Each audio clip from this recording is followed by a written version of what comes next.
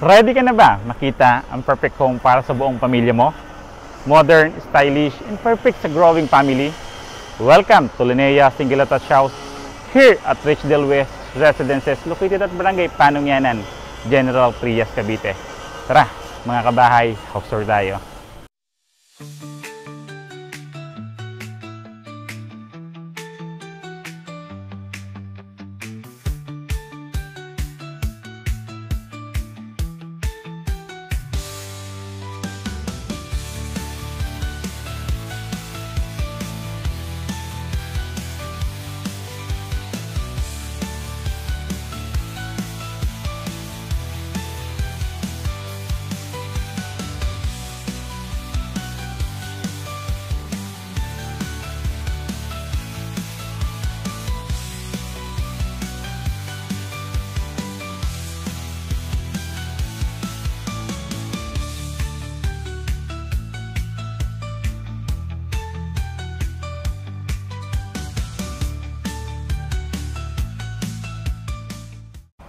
Again mga kabahay, this is Randy Salvador. Of course, my wife si Julian Salvador. This 2025, kami pangarin po ang susi at tulay patungo sa pangarap niyong bahay. So for today, good news mga future home buyers and kabahay dahil muling nagbabalik ang Linea Single Attached House dito sa Barangay Panungyanan, General Trias, Cavite. Nasaan ba tayong community o nasaan ba tayong village?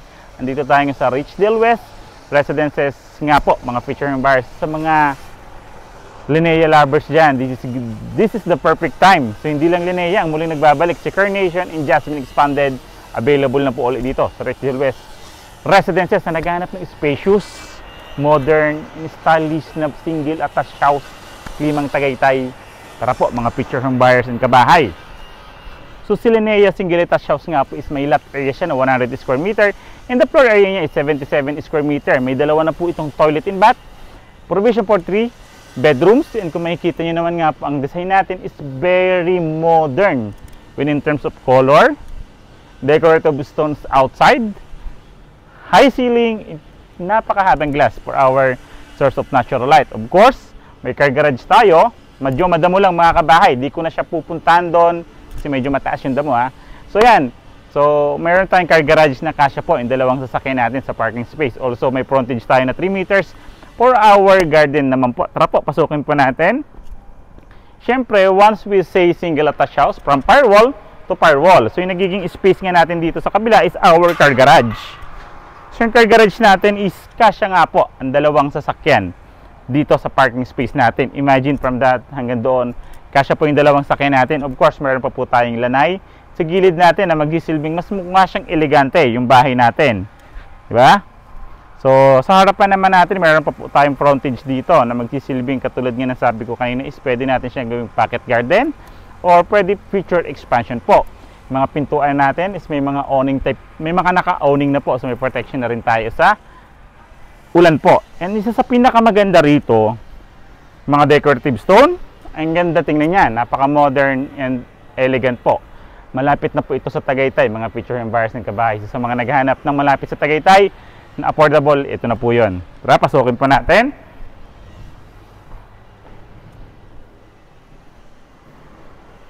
So, ito yung spacious na sinasabi ko. Spacious living area, dining area. Of course, meron na tayong division for our kitchen area. Actually, ang daming na-inlove dito.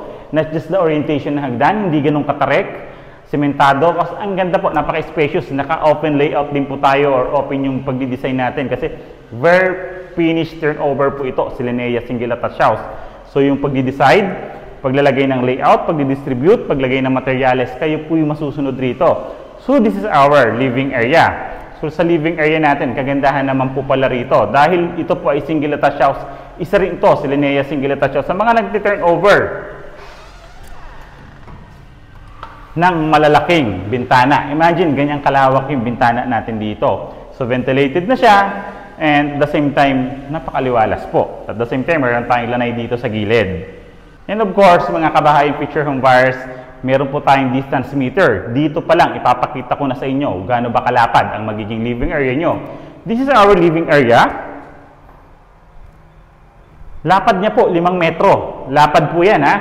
So yung magiging haba niya naman simula dito sa pader natin hanggang dito sa division ng ating kitchen countertop, 4.8 meters. So, ayan yung magiging lapad at haba po natin dito. Dahil, syempre, isa sa pinagmamalaki namin kay Linnea Singulatas House, ang lalapad nga ng bintana, especially dito sa frontage natin. So, susukatin natin yan. Gano'n nga ba kalapad ang bintana natin dito? Kung standard ba siya? So, standard siya, mga kabahayan. Picture yung bars, 140 cm yung haba niya. Yung lapad niya naman is 120 cm. So, standard po yan. Lagpas pa nga po actually standard kasi nag-range lang tayo ng 100 to 120 cm standard sa Pilipinas. Then yung bintana din natin dito, so magkaibang size naman yung bintana natin dito sa gilid. So, yung lapad niya, so yung lapad naman dito sa may side natin is 120 cm.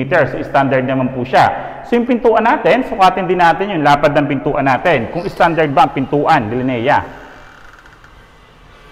Yan po, 100 cm yung pintuan natin, which is standard din po yung size niya. Diba? Sa mga naghahanap nga ng ganito, this is the perfect for the spacious, perfect for growing family, or first time investor, first time home buyer. This is maganda. Kasi kung makikita nyo, steel deck na rin po yung ceiling. At the same time, ito nga po yung pinagmamalaki namin dito. Nakikita nyo naman po yung mga biga na poste. Poste, ibig sabihin po, ang tibay ng gawa ng bahay sa ganyang kakapal na materyales na ginamit. Isa sa pinagmamalaki namin dito is yung ating lanay. Yung lanay natin is connecting siya dito papunta sa car garage natin. Sliding window po, sliding door po iyan. O, di ba? Kung maglalagay tayo ng car garage dito, so may space tayo, may access tayo dito for our line, di ba?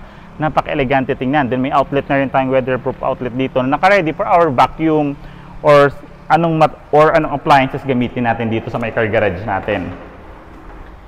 Then, isa sa mga highlights din dito, so naka-ready na yung ating kitchen or yung counter bar natin dito. Pwede natin siyang, naging division na kasi siya for the kitchen. So, yung pagluluto ng ating nanay, tita or kayo, so may naka-division na siya. Kung maglalagay tayo dito ng kitchen countertop, kasi kung makikita nyo dito siya nakalocate, yung linya ng faucet and yung papunta natin sa kitchen countertop. Kung dito tayo maglalagay ng kitchen countertop, so naka-cover na siya. Lalagyan lang natin siya ng tiles. Di ba? Ang laki ng matitipid na. Yung space na to, sinasabi ko para sa kitchen, 3.5 meters yung haba niya. 2.4 meters naman. 2.4 meters yung lapad niya ditong kitchen area natin. Di ba? Ang laki. Then may outlet na po tayo nakaabang dito. Isang outlet. May naka-ready na tayong isang outlet. At the same time, mayroon pa po tayo ditong bintana for our ventilation. Hindi lang po yan. Dahil mayroon pa po tayong service area rito. For service area, mga kabahay, mayroon tayong 2 metro na service area rito. Pwede natin ditong i-relocate yung or ilagay natin yung living laundry area. Or extend pa natin yung kitchen area or pwedeng storage area rin to. Kasi kung makikita nyo, may lababo po dito. So this is our kitchen, extension ng kitchen natin kasi mayroon tayong kitchen countertop na nakalagay dito. So pwede natin dito, like for example, puno doon, pwede natin itong gamitin. Or pwede nga itong laundry area natin. Tara po, balik tayo sa loob. Okay, mga feature yung bars. So nakita natin living area, kitchen area, service area, and car garage natin. So proceed tayo sa first toilet and bath dito sa ground floor. This is our first toilet and bath. So, pahaba naman yung tema ng toilet and bath natin dito. So, sa toilet and bath natin, ito po yung ating taas ng tiles. 5'7.5" yung height ko. Nasa may ribs ko po. Middle ribs ko yung taas ng tiles niya. Then, bare na po yung pinakataas niya. Kita nyo may poster rin dito, may biga. Steel deck po yung ceiling. Pero complete accessories yan during the turnover. Shower head, faucet, soap holder, water closet natin. Dual flush type na siya. And the lavatory. Diba? Okay? Meron din po tayong online type window rito na pwede natin siyang maging ventilation. So yung lapad niya, kung makikita nyo naman po is 1.2 meters. Sa materials natin sa pintuan, of course, matipid rin to kasi plastic PVC siya. Tsaka yung hamba po natin. Diba? So ito, proceed tayo sa second floor. Isa rin to sa pinagmamalaki namin kay Linnea Singulatas. Actually, hindi lang pinagmamalaki. Nakaka-inlove. Kasi kung makikita nyo, yung hagdanan natin dito is simentado na. Hindi matarik. Malapad, solid wood planks yung post steps natin, and maganda po yung design. Railings natin is napakatibay kasi naka-tubular na po yan. Saka po, Pag-akit natin, tulad nga nasabi ko, and tulad ng mga feedback ng mga ating home buyer, hindi po siya ganun katarik. Ang lawak pa po. And isa sa mga highlights nga rin dito is meron pa tayong glass na nakatapat dito sa stairway natin na magsisilbi siyang source of natural light natin. Simula doon sa may baba natin hanggang doon, almost from ceiling na siya. Di ba? Ang laki. Maganda. Then kagandahan nga nito, sinasabi ko, ganito po siya kalapad. Hindi matarik. Hindi nakakahingal umakyat dahil ang ganda ng pagkakagawa ng stairway natin. Di ba? Second floor. Welcome to second floor. Picture home buyers and kabahay. Provision for 3 bedrooms. Si Linea single attached. Lahat ng bedrooms natin may bintana kasi single attached house. May outlets naka-ready. Electrical switches. Electrical outlets pero very finished turnover din po. Wala pa po tayong partition dito. Ceiling natin, kung makikita nyo naman yung mga materyales. Yun yung mga advantage naman natin. Once bare type finish ang kinukuha nating bahay. So, kita natin yung mga materials na ginamit, mga picture home buyers and kabahay. Lapad at haba. I think same lang naman siya sa baba. Ayan po. 7.3 meters yung lapad na magiging bedroom natin dito. So, dito tayo magpa-partition, syempre. So, simula dito, 4 meters naman yung magiging lapad niya. So, dito tayo maglalagay. Nakadesign na kasi siya mga picture home buyers and kabahay. Bawat partitions. Katulad nito, magbe-bedroom ka rito, nakaabang na yung outlet. Nakaabang na rin window type outlet natin for the aircon. Then, kung magpa-partition ulit tayo rito, naka-ready na rin po yung outlet natin. Partition dito, pangatlong bedroom, naka-ready na rin po. Pwede siya isang office nga dito. Actually, 2 bedrooms, 1 office. Pwede for the hour work from home na kabahay. Pwede tayo maglagay ng isang office. Actually, kahit sa baba, pwede po. Diba? So, for our second toilet and bath, ito naman yung second toilet and bath natin sa taas. So, dito naka-division naman yung shower area natin. Dito sa area na to. So, dito may lavatory, water closet na flush type. Dual na rin yan. Mayroon tayong tissue holder. And ito yung sa may shower area natin. Shower area natin, naka-division yan. Pwede tayong maglagay ng division for the shower area dito. Naglagay tayo ng glass. So, pwede yan. Kasi nandito na yung soap holder, faucet, and shower head po. Siyempre, meron tayong awning type window na magsisilbing ventilation po and source of natural light. Pintuan natin, plastic PVC type po. So, hurry up mga picture home buyers and kabahay, almost 30 to 40 units lang to. Si Linea single attached house. Hurry up, alam niyo naman si Linea single attached house. So, once nag-open, napakabilis ng inventory through Pag-ibig Financing to mga picture home buyers and kabahay. Tara po, pag-usapan natin yung price. O, di ba, picture home buyers and kabahay, I'm sure ako, nakita mo na yung dream house mo dito kay Richdale West. Dito, sa Barangay Panongyanan, General Trias, Cavite. Di ba, nakaka-inlove si Linea single attached. Sino po ba dyan yung mga first time na nakita si Linea single attached house? Nakaka-inlove, di ba? Especially sa personal mga picture home buyers and kabahay.